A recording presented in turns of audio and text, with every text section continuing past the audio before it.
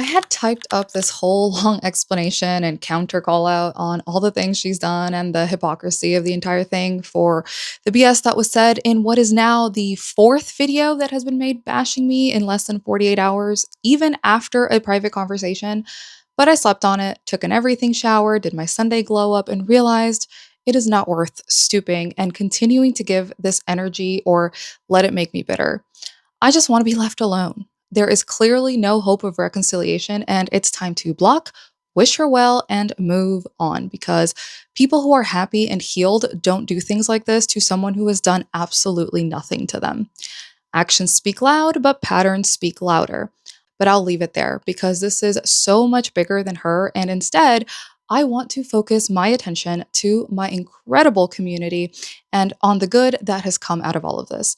I realize how much time and energy I have spent trying to prove myself, prove my intentions, and trying to have a conversation with people who have already made up their minds about me. Instead of focusing on gratitude for the community I have that don't need the explanation because they are smart enough to spot the truth themselves. The kind of people who are supportive of what transpired are not people I would ever want near my community anyway. All I really need to clarify for anyone who is new to my page is that I never put gel on an open wound. And the people who actually watch that video, including her, know that. I never say any gel is safe. No matter how many times people have asked me for a safe gels list, I am constantly saying that no gel is safe. Everything I do to my own body is to prove a point and spread awareness, but I was doing this before I even began documenting it out of my own curiosity and desperation to keep doing my nails. Of course, I want views. Everyone who makes content does. But it's quite evident who only cares about views. I have a job and I have never charged brands or taken a penny for speaking about them. In fact, I have turned down offers from brands to pay me, and the brands can attest to that. Ultimately, I put myself in a I didn't think the leopard would eat my face situation, and I deserved what I got because I was willing to overlook it when it happened to others. That said, I know how it feels to be dogpiled, even when self inflicted, so please, guys, don't go to her page with mean comments. She's blocked. It's over. Now, as horrid as this has been, I simultaneously have the most hope I've ever had for the industry.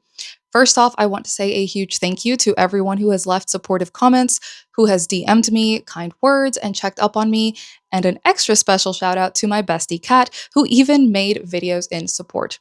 I honestly can't tell you how much it means to me that you guys would care enough to take time out of your day to check up on me. Seeing the response to those videos about me has given me so much hope.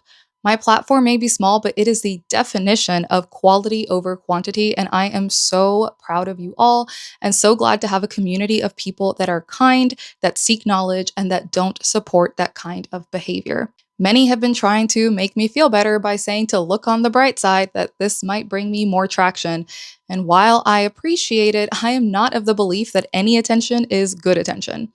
I have talked about this before, and I don't want traction at the expense of my mental health. I truly just rather be left the hell alone and not have 4 videos made about me by a big creator that I once looked up to.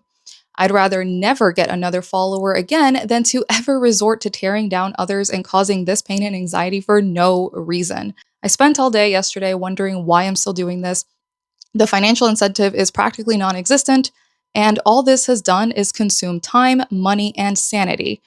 But then I started seeing your comments and messages, your stories and testimonies of how my content has helped you, and it quickly became clear that this is why I started, and this is what continues to make it worth it. I want to end on a high note with this comment from my bestie Amanda because this highlights what it's really all about. Her and I have been in the DMs collaborating for months on her reactions, my reactions, what has worked for her, even in lashes, how our reactions differ, etc. And there are so many others that I'm also doing this with, and we are all learning so much. And this here is the point. This is why I do this and love it, because at the end of the day, we are all just in some giant science experiment together, out here fending for ourselves because neither the government nor the healthcare system gives a crap about this allergy. Anyway, I'm ready to stop having anxiety over this and get back to enjoying content. I just wanted to make this to thank you all and to tell you all that I'm okay, or I will be, and that I won't stop trying to find good products for people who suffer with these allergies. I won't stop highlighting the great brands and even better people that make this industry beautiful, and I won't stop fighting for a better, kinder, and safer nail community.